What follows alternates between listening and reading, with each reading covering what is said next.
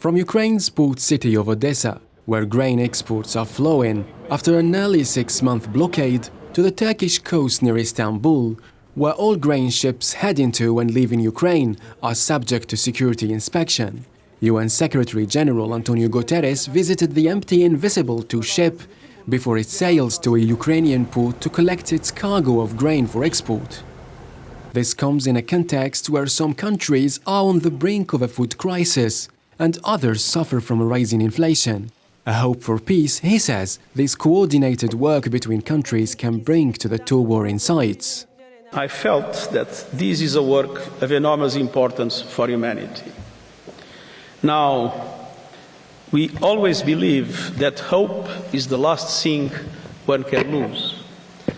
And obviously, I have hope that the most important value for humanity, that is peace, will also come to this part of the world.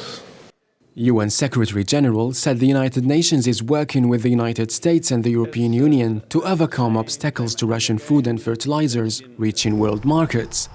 He said those countries that imposed sanctions on Russia had made clear that the measures did not apply to food and fertilizers, but added there had nevertheless been a chilling effect on exports. I can tell you that we are working hard in order, in cooperation with the US and the EU, in order to be able to make those obstacles being removed and to allow for what we consider is extremely important for the people, especially in the developing countries.